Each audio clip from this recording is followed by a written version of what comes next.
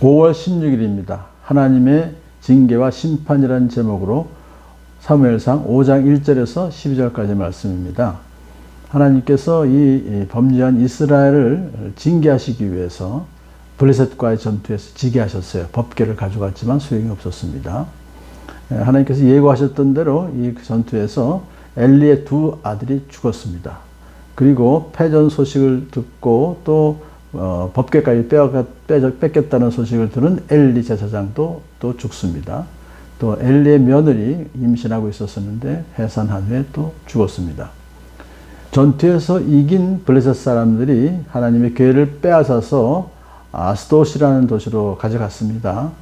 그들은 법궤를 다곤 신전으로 가지고 들어갔어요. 그리고 다곤 신상 곁에 세워놨습니다. 그들은 그들의 신인 다곤이 이스라엘 신 여호와를 이겼다고 생각하기 때문에 다곤이 승리하게 해주신 것에 대해서 감사하는 마음으로 이 법궤를 포로 취급하여 다곤에게 감사제물로 바쳤던 것이죠. 그러나 다음날 아침 그들은 다곤 신상이 법궤 앞에 엎어져 그 얼굴을 땅에 박고 있는 것을 발견합니다. 그래서 그들은 다곤을 들어서 세운 다음에 제자리에 다시 가져다 놓았어요. 그랬더니 그 다음날도 다곤이 주님의 제 앞에 엎어져서 땅바닥에 얼굴을 박고 있었습니다. 이것은 그 다곤이 여호와 하나님께 완전히 항복하여 절대적으로 복종하고 있다는 그런 모습이죠. 더 나아가서 이번에는 다곤의 머리와 두 팔목이 부러져서 문지방 위에 나뒹굴었고 다곤은 몸통만 남아 있었습니다. 이렇게 참 비참한 처참한 그 모습을 보면서 이런 모습은 하나님의 궤 자체가 하나님은 아니시지만 분명히 여호와 하나님께서 함께 하신다는 하나님의 임재의 거룩한 상징임을 보여준 것이죠. 하나님께서는 범죄한 이스라엘을 징계하시기 위해서 법궤가 전쟁 중에는 아무런 효력을 발휘할 수 없게 하셨죠. 그래서 패배했습니다. 이스라엘이. 그렇지만은 이제 이번에는 이방 족속에게 하나님의 이름이 만홀히 여김을 받지 않기 위해서 이와 같이 능력을 나타내셨던 것이죠. 이로써 하나님은 당신이 살아계신 전능하신 하나님, 다곤을 이기시는 하나님이심을 확증하셨던 것입니다. 하나님은 결코 조롱을 받으실 분이 아니고 멸시를 받으실 분이 아니십니다. 다곤의 머리가 부러졌다는 것은 블레셋의 모든 지혜가 아무 소용이 없게 됐다는 것을 상징하는 것이고 두 팔목이 부러졌다는 것은 아무 일도 그들이 하지 못하게 된 무능력한 상태가 됐다는 것을 말하는 것이죠.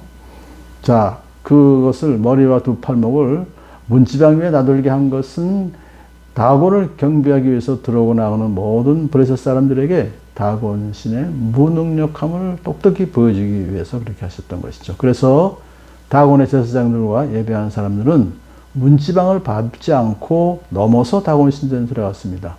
왜냐하면 그 다곤 신을 신성시하기 때문에 그 머리와 팔목이 닿았던 문지방도 신성하게 생각했기 때문이죠. 하나님은 다곤의 무능함을 분명히 보여주셨음에도 불구하고 우상에 미혹된 블레셋 사람들은 하나님 대신에 그 우상에 불과한 다곤을 계속해서 신성시하는 어리석은 모습을 보여주었던 것이죠. 그러나 하나님은 그 정도로 끝나지 않으셨습니다. 아스돗 사람들을 무섭게 내리치셔서 악성정양 재앙을 내리셨습니다. 아스돗 사람과 그 지역 사람들은 망하게 하셨다.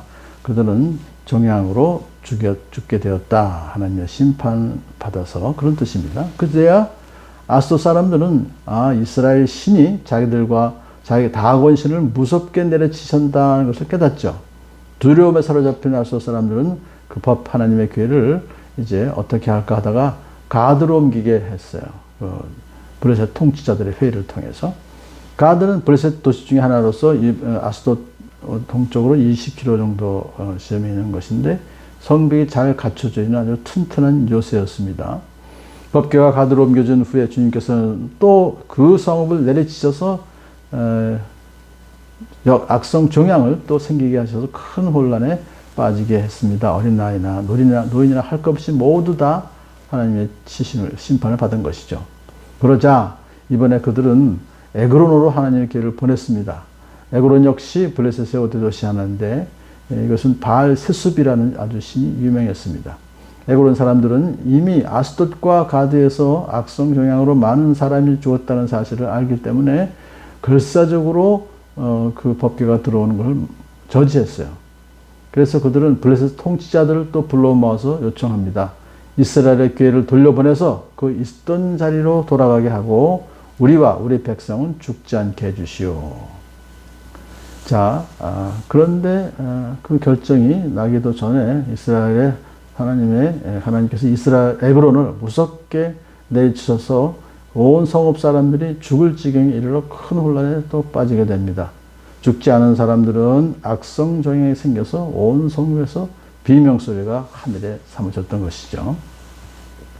블레셋은 전쟁에서 승리하고 탈취한 하나님의 교회를 아스돗에서 가드로 또 가드에서 다시 에그론으로 3번이나 이동시켰지만 점점 더 큰 재앙을 겪게 되는 것을 보면서 이것은 결국은 여호와 하나님의 크신 능력이 이렇게 하신 것이다 하는 것을 깨닫게 되었던 것입니다.